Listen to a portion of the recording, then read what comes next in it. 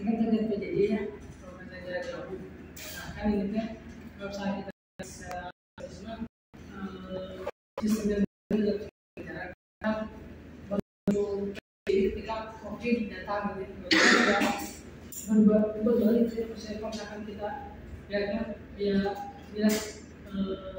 gorengan gitu misalkan ini kan masyarakat gitu.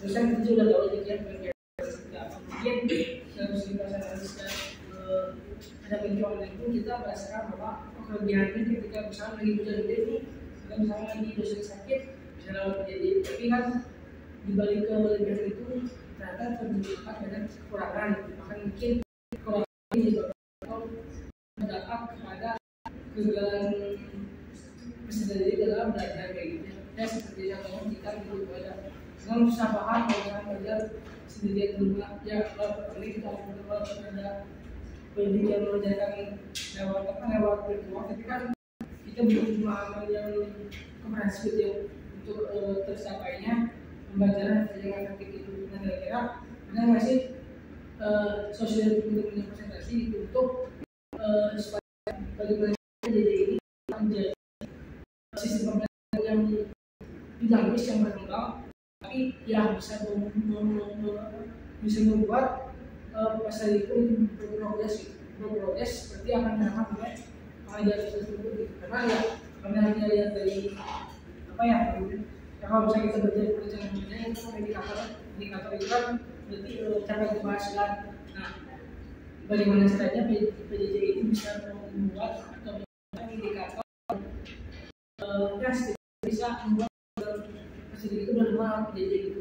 Karena mungkin gitu ya teman-teman, mungkin bakalan coba kan kalau itu datang sekali itu ada hasilnya gitu.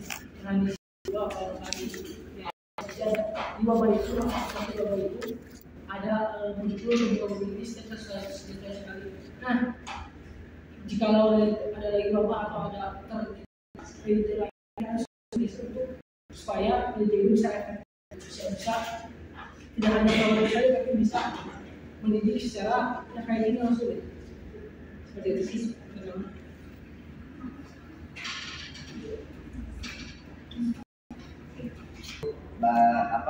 Bagaimana solusi atau memaksimalkan pembelajaran jarak jauh ya?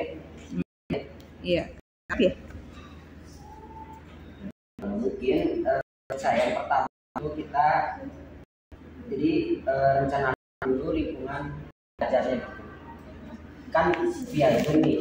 Nah kita harus tentukan tempat belajar yang tenang dan bebas gangguan.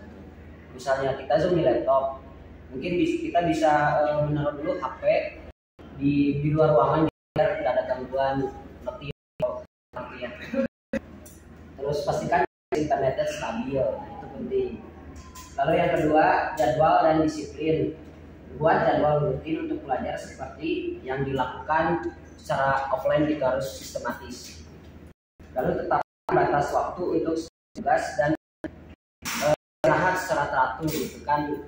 Kalau misalnya waktu kemarin COVID pasti kan fullnya itu daring ya, secara online melihatnya tuh di layar kaca. Nah, ini penting gitu, kita tuh harus mengistirahatkan mata kita gitu ya lelah karena sinar radiasi dari laptop gitu. Nah terus yang ketiga, komunikasi yang efektif mungkin ya yang tadi udah disebut oleh ibu. Jadi harus ada komunikasi yang efektif misalnya dari Zoom gitu kan, adanya komunikasi dua arah gitu, misalnya kayak bertanya, diskusi gitu. Tetap terhubung dengan guru dan teman sekelas melalui platform pembelajaran daring. Nah, jangan ragu juga untuk bertanya jika ada hal yang tidak dipahami. Lalu yang selanjutnya itu ada ini pemanfaatan sumber daya online. Nah, ketika kita melakukan pembelajaran jarak jauh, memanfaatkan sumber daya online, maksudnya dari internet, ya seperti pemanfaatan sumber daya online itu seperti video pembelajaran, tutorial dan materi interaktif. Mungkin ada sedikit tambahannya dari dulu pernah teman-teman juga sebagian udah pernah ngalamin sama PJJ gitu kan ya. Kebetulan juga pernah waktu SMA itu sebelah.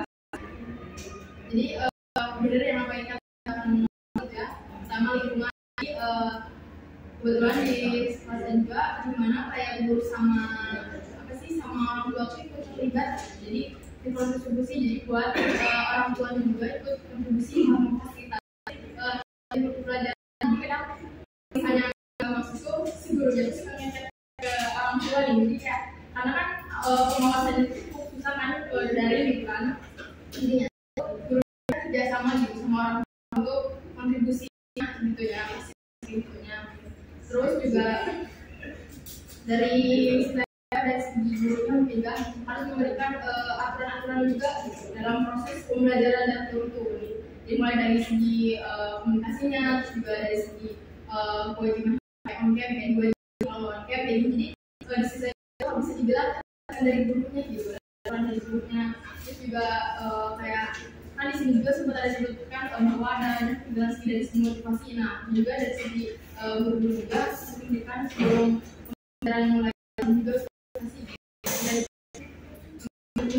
jadi pertama keterlibatan sama orang tua gitu, orang tua kontribusi dari segi fasilitasnya dengan proses pembelajaran anaknya, terus juga mungkin juga dari segi efektifannya jadi gurunya juga saya harus terhadap anaknya karena kan agak sulit gitu kan proses pembelajaran dari dulu itu proses pengawasannya itu gitu kan ketimbang muka gitu. Mungkin tambahannya. Ya. Oke, terima kasih. Gimana Kang Baret? Oke.